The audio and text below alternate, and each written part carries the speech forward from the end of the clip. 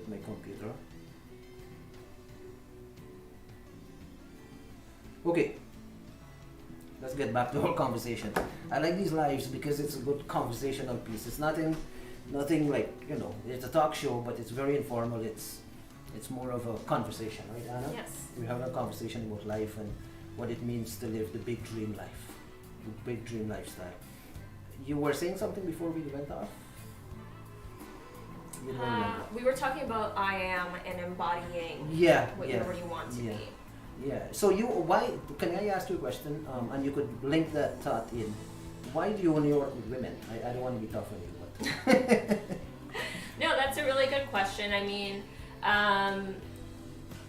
it's not so much that the opportunity hasn't been there to work with men. It's more so I connect with women on a more personal level because I have faced those limiting beliefs a lot of the times when I talk to clients in the same way that they are facing it. So that's not to say that men do not face the same limiting beliefs, but it's hard for me to pull on my personal experience when I myself am not male. So I work with females primarily. I mean, if a male were to approach me and it seems like a good fit and something that I can definitely help with, I mean. So what is it that you do to make women to change the story of women? Right, so we work a lot on mindset, of course. I mean, that is the topic of we publish a magazine called Millionaire Mindset, right? Yes. Okay. So we talk about a lot of mindset stuff. So it's really much like we're doing here. It's a conversation about, they sort of all start a little bit different, but much so like, what is it that you want? What is it that you're looking for in your life? What does that dream life for you look like? Because no one's going to have the same dream life. And I think we fall victim to that. We fall victim to the idea that we're all supposed to have a corporate 9-to-5 job and set ourselves up for retirement through that 9-to-5 job. But that's not really the reality because we're all so different in certain ways and in other ways very familiar or very similar. But it's about what is it that you truly want. And when we talk about that, we go into, okay, so why hasn't it happened for you yet? Like, what is holding you back? What are those fears that are coming up that is making you go, no, I don't want this right now? Or maybe this isn't for me, it's for someone else. Sometimes those fears tend to be, one of the common ones is like, well, why me? Why me? Why me and not, Jane over there who probably needs it more than I do? And that is such a limiting belief because there's so much, like you said, there's so much money in the world, there's so much abundance in the world. It's not that you're taking away from someone else, it's you're just claiming what's already yours. Like what's already been given to you, you're going, okay, I want it now. So that we work through all that mindset stuff of how do we get that to you? So it can come up in the form of you don't feel like you're worthy of it, you feel like you have imposter syndrome. It can be a lot of different things that come up, but it's really about working through those mindset blocks that are holding you back because you have the power of saying I am blah blah blah. So it's really about helping you reclaim that power and working through these mindset blocks. And when I say that, it's not a said and done, because when you work through it once, great, you're now at a new level. So you started at level 1, now you're at level 2, but you want to get to a level 100. So every time you do that, you're going to kind of experience a deeper layer of that mindset block that's going to allow you to get to that next level. So it's working through all those mindset things that we're going to get you there. One of the things that, can you answer this for me? Tell me if it's valid what we do, because we move from a place of, when we encounter the individual person, that, including ourselves, right? We try to operate in a space of, and this is going to sound complicated, we don't know what we don't know. We don't know what we don't know. Yeah. And so I may talk to somebody and say, let's change your story. What is your story? And they give me a spiel of their history, of what happened to them as kids, as teenagers, as they grow up, right? But your history is not your story. Your story is how your history occurs to you, how you look at it, how you see it, right?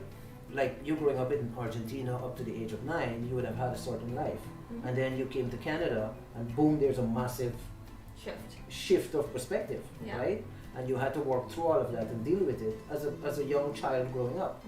uh, and a lot of subconscious thing happen, right? A lot of stuff that you don't know. So do you think that is valid to go to somebody and say, okay, what is your dream and what do you want to achieve is one thing, but not knowing what is their dream and what they want to achieve, is that a valid place to approach somebody from? It is valid because a lot of the times, like you said, people don't know what they don't know. Yeah. So it's kind of trusting that there's opportunities out there for you. So an exercise that I like to take my clients through is, I'm going to use the word rich here, but it's think about your rich self. So there's no limitations, there's no expectations, and nothing holds you back. You can have it all. What are those things that come to mind? What are those things that come to mind when you think about your day-to-day life? What are those things when you think about how you make money? Maybe you're like, oh, I have like 10 streams of income. I have 5 properties that I, rent out, or, like what does that look like for you? So when you actually kind of go back into that child self of playing and everything is magic, that's when you truly realize what it is that you want, and that helps you answer like what I don't know. And there's actually this saying that one of my professors used to say all the time. I also took journalism school, and it was, the more you know, the less you know. So the more you know about what you want, it's almost like the less you know, because you're like, okay, I want these things, but how do I get there? So sometimes it's not about creating the path to it, it's about just knowing what you want and being like, I'm just gonna work towards it, whatever that means. But you don't need to know the answer to that, which sometimes is really hard to comprehend or to accept it. And then the same thing goes for when you reach that goal. So now that you have that goal, it's like, the more I know, the less I know. So now I have this. I'm like, okay, well now what's my next goal? And sometimes you can plateau there because you're like, okay, well this was my dream. Now I need to come up with a new one.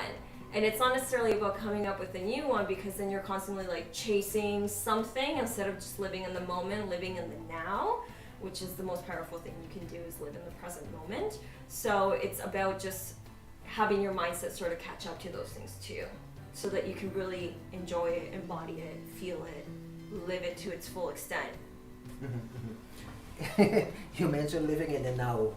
I don't know if I resonate with that, because so we're all about the future. How would you respond to this? If I were to say to you, for me it's not about the now, it's not about the past. The past is important because you learn life lessons from it.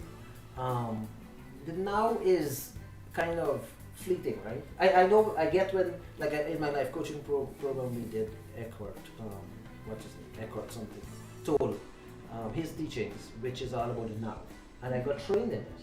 And after a while I started realizing that what is important for us is the future, is tomorrow, is next week, is next year, is 10 years from now. Because you were 9 once, you were 25 once. If you lived in the now, would you have stayed there? I don't know, maybe I'm weird in thinking this. But we set out, and as a company we set out only for the future. We tell people the only thing that matters is whatever your now is, you need to change it. I don't know if that is. Yes, so it's not so much about living in the future or living in the past, because right now, you can't make a choice in the future, you can't make a choice in the past because it's already happened. I get it. So it's about making a choice in the now that will benefit you in the future. And it's about enjoying the moment instead of thinking about the what ifs. What if I hadn't traveled there? What if I hadn't done that? Or being in the overwhelm, and I think right now society with everything that's going on with the pandemic is very overwhelmed and stressed. So thinking about the future can be very stressful if you're not making decisions now for that future. So the I am is now. The I am is now. I get it. That's good. I'm gonna have to use that. You're welcome to. What are some of the tools and techniques that you use to empower your women and change their story? So you kind of touched on this earlier, but affirmations, I love them because it's playing with your subconscious. So writing down affirmations on sticky notes and putting them on a mirror or something that you see often, whether you're consciously reading it or not, it's planting a seed. So if you have a statement that says... I don't think those things work for me. No? No. Oh, they work for me, and they work for my clients as well. I read all the self-help books. You name it, I read it. It doesn't work for me. But anyway. What does work for you then? I'm weird.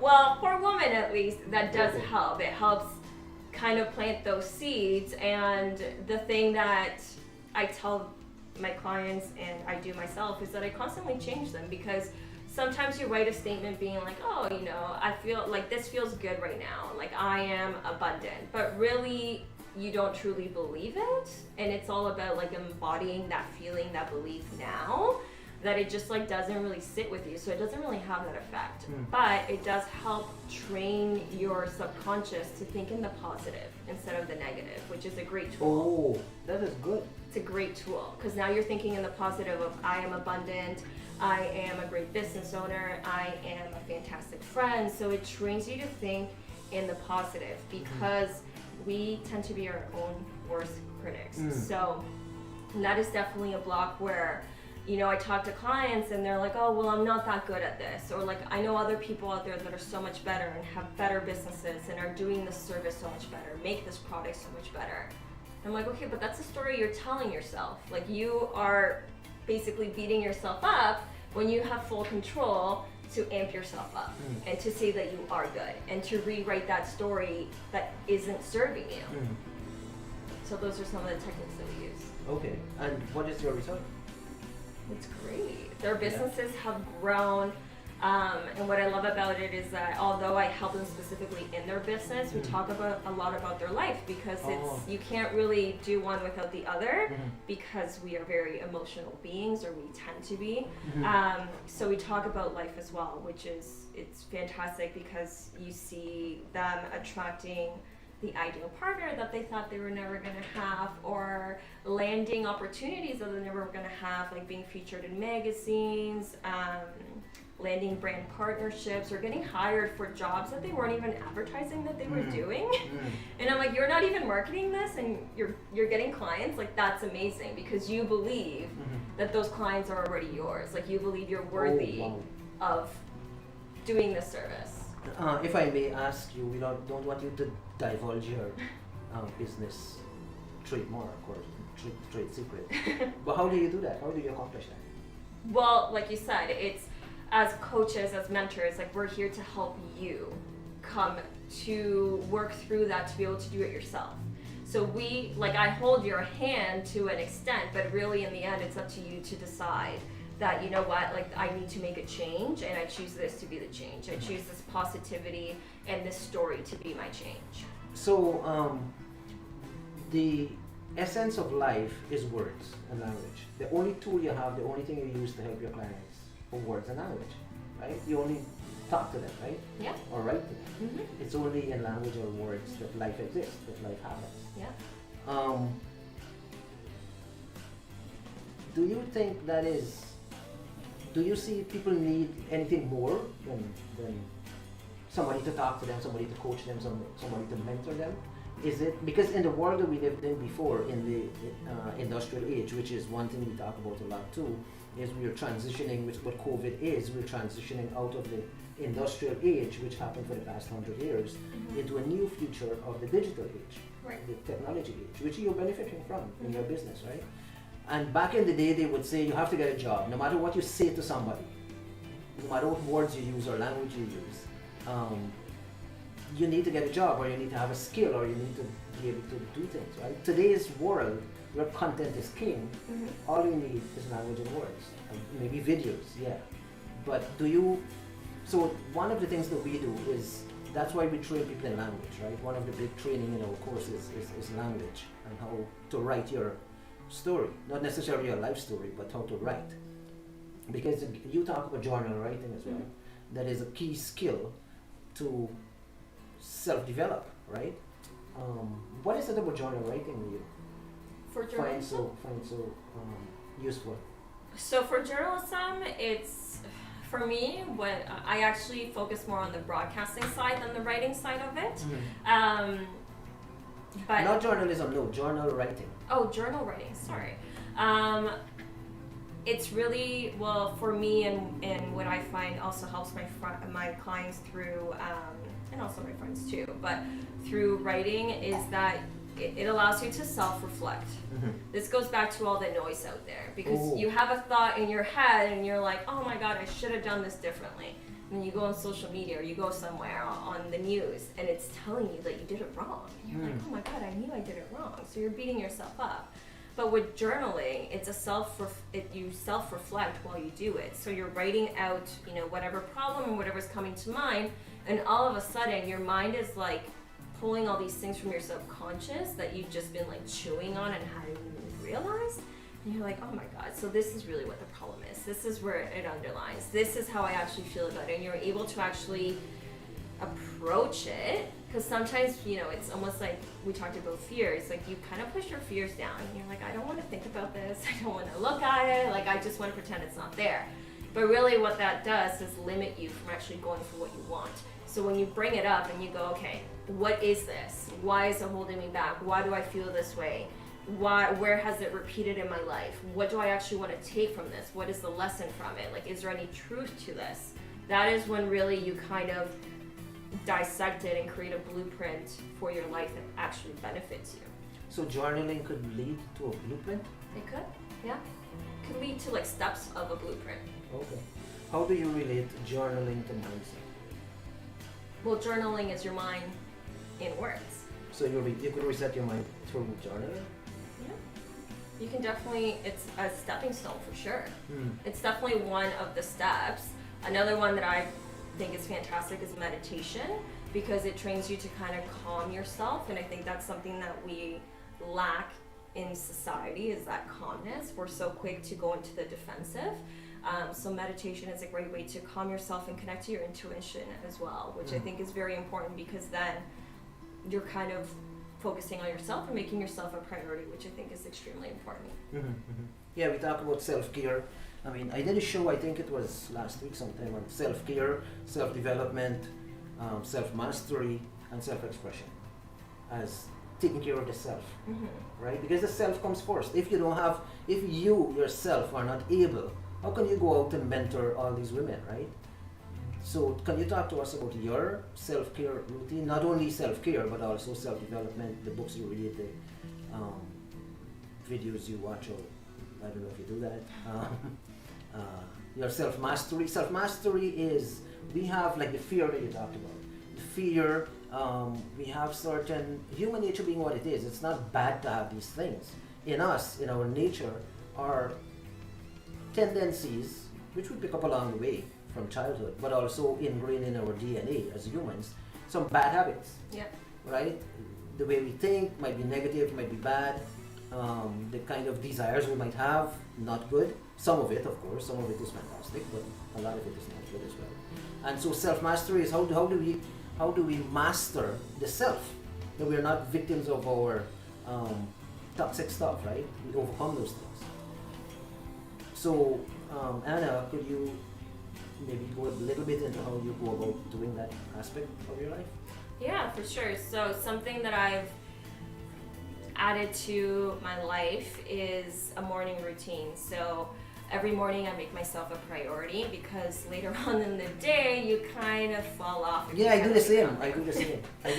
Yeah, so in the morning is like the ideal time. Your brain has kind of reset overnight, so you're like ready to make yourself a priority. So I do a meditation, I do journaling.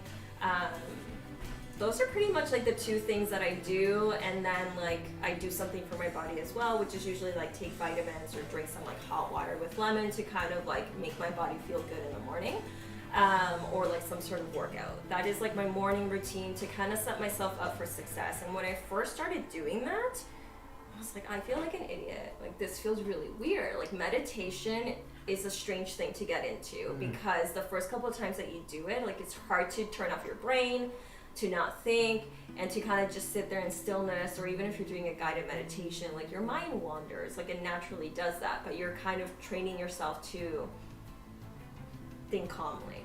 And the first couple times that I did it, it felt really weird, and eventually I got better at it. Now I feel like I can sit there and actually meditate. Whether my mind wanders or not, it's okay, but I actually feel like I know what I'm doing to an extent.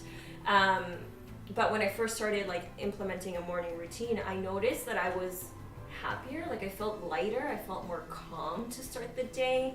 if problems like came up, it didn't really feel like a problem. It was just like, okay, let's find a solution. Like, it wasn't like, oh my God, the world is ending. What do I do? So it really allowed me to have that calmness that I can carry throughout the day, which is huge, because the worst thing you can do is approach a problem with a problem, because then you're just spiraling out of control when really there's simple solutions to everything. So how do you approach a problem? Great question. So to be honest, it kind of depends on what the problem is, because I feel like every problem has multiple solutions. So it's about finding a solution that best fits the person with the problem. Nice, I like it. Because you can approach it many different ways, but it really is about, like, if it's a problem that someone else is having, is okay, well, what is this problem, and why do you feel it's a problem? Like, how does this inconvenience you to become a problem, and like, what is the goal that you're hoping to accomplish by solving this problem?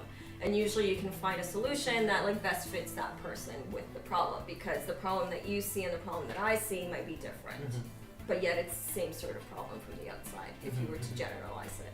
So, I mean, a lot of people say this as well on social media, that the way to tackle life is don't see problems, see solutions, which is an amazing way to be, because then you always see it as a challenge, as an obstacle, and if you think you're good enough, right? Like the goals that we set ourselves for this company, are we good enough to make it happen, right? And maybe we're not, but I believe we are. I believe we can achieve the massive goal that we have, which is by the end of my life, I want every human being on the planet to read and write a book. That's the solution I want to put online. Are we good enough to make that happen? I believe we are. So yeah, we don't see the problem of nobody wants to read books. We don't see the problem of nobody wants to take on that solution to change their life, because it's hard work. It's not hard work, it's smart work, it's brain work, and a lot of people don't like brain work. My self-care, let me say this, Anna. I back in the day, I was at Kennedy Christian College as a Bible college student, and I met this guy, John Hagee, who has a TV program. He's an evangelist from US, and he came there, and I interviewed him for a newspaper article. And I said to him, one of the questions I put to him is, how can you speak to 60 million people around the world every week on your TV program, and I can't even speak to 60 people? I said, answer me that question seriously. What is the secret that you have that I don't have? And he said something to me that I've been implementing ever since, which is, he said every morning he wakes up, and from 7 in the morning to 12 in the day, so midday, he sits in his office and he says to his whole household, his staff, everybody, nobody is to interrupt me unless the house is on fire. And even then, make sure it's coming in my direction, right? And he said, every morning I study and read and write, and since then I've been doing that. In the morning you won't find me, right? I may check social media because a lot of quite a few notifications come on overnight, and I tend to at least go through it. So, but I don't meditate, but I pray. I spend a lot of time in prayer because I believe in the spirit, right? And I read a lot of deep literature. Like I spend at least a couple hours reading, and I spend at least an hour writing about 3,000 words every single day, and it's transformed my life. It really has. The writing is kind of journaling, but it's also fiction as well. It's a lot of fiction.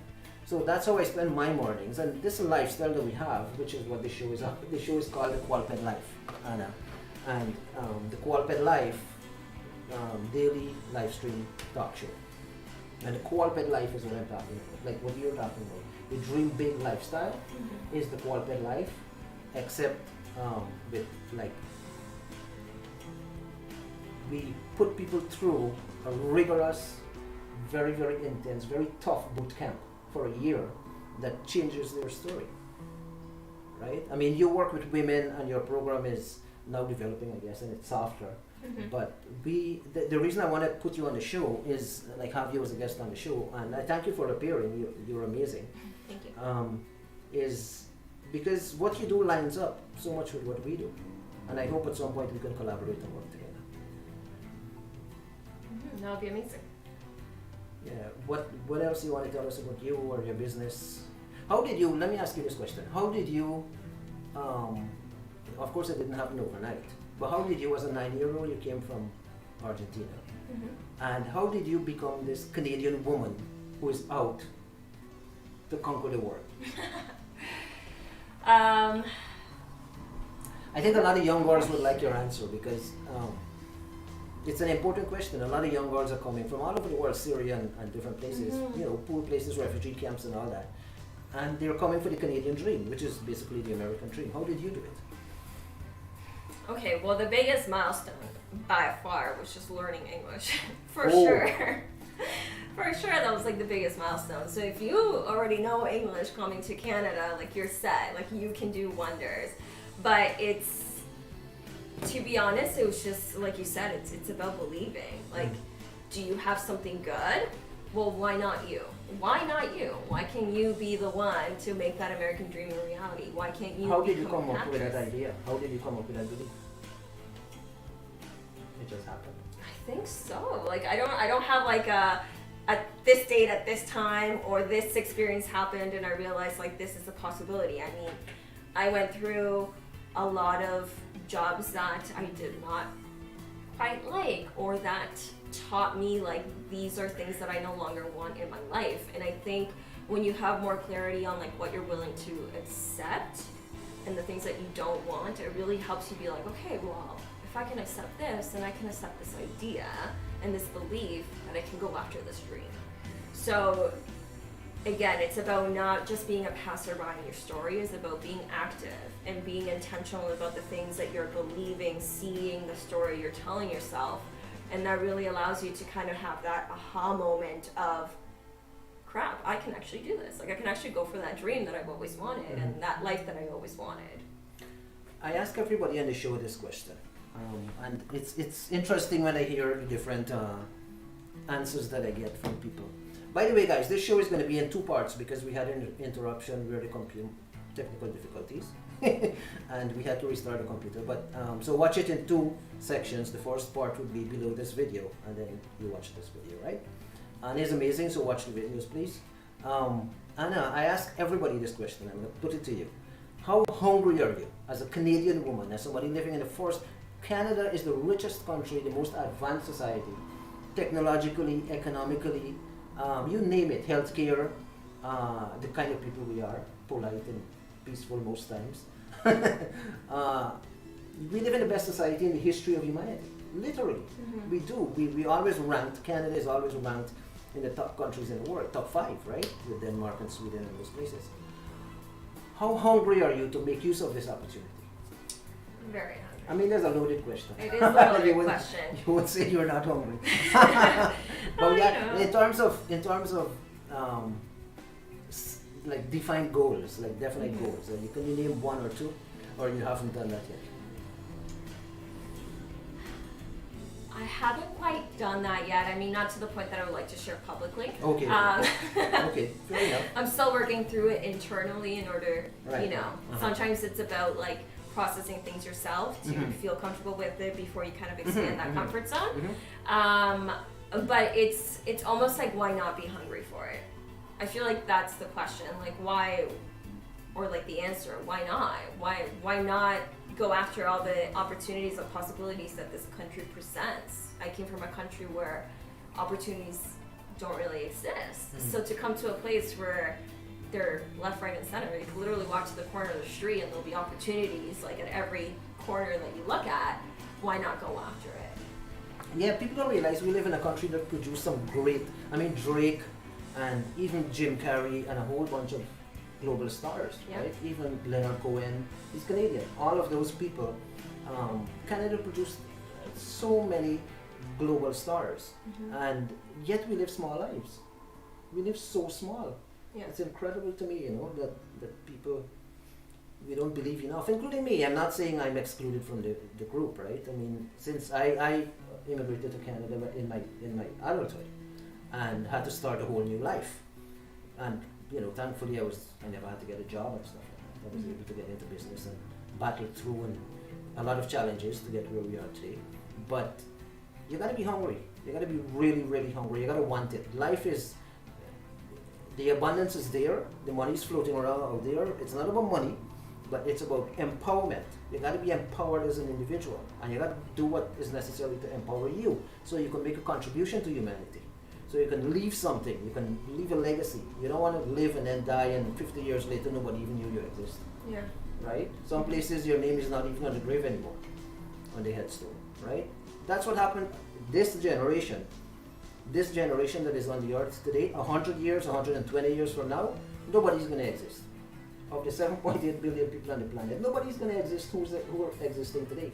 And how many people would become an Olympic champion, or an author of a book, or a professor, or a influential business person? I'm not talking about money, I'm talking about influence. Like Musk and Bezos and all these guys, Bill Gates and stuff. It's their influence on the global system that is important, not the billions that they have. Forbes keeps touting this guy is 150 billion, 200 billion. That's not it.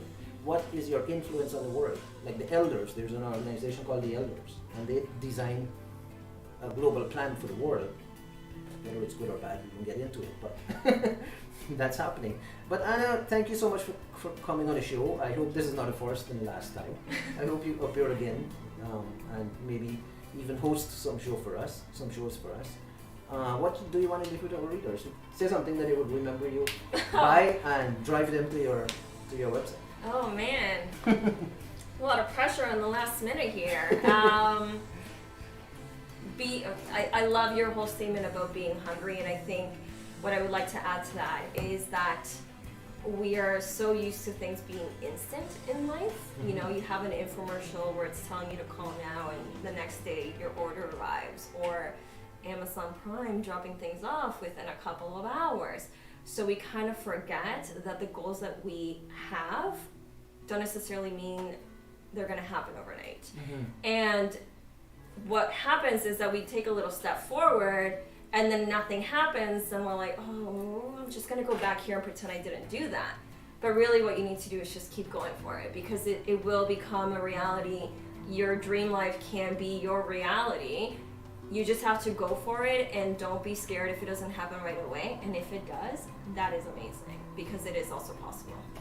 So the dream life is really like Dreaming Big Life is the name of your organization. Your Dreaming website? Big Lifestyle. Dreaming Big Lifestyle, sorry, yes. And your website is dreamingbig.lifestyle.com? Correct. Okay. We should have put it up on the screen anyway. And the Dreaming Big Lifestyle is an end goal, right? It's not a process, is it? It's a process, because you can constantly live a version of your dream life. Really? Yes, because if you have goals that you're working towards, when you reach those goals, you're living that dream life. But then you're going to come up with new goals that you want and new things that you want to achieve in life. So you're constantly living a version of your dream life. It's about making today something that you absolutely enjoy, but you still have aspirations. So it's like saying, I am living my dream life. Yeah. And that's what takes you to your dream life. 100%. That's brilliant. That's good. Okay, guys, she left us a lot of golden wisdom, which we hopefully will remember and use in the future. Watch the show. Remember, there's a video before this, which is the first half of the show, and this is the second. So, Anna, thank you for appearing with us. We really appreciate it. Wish you all the best in your business and a great future to you. And dream big. Thank you so much. Okay, take care. Bye.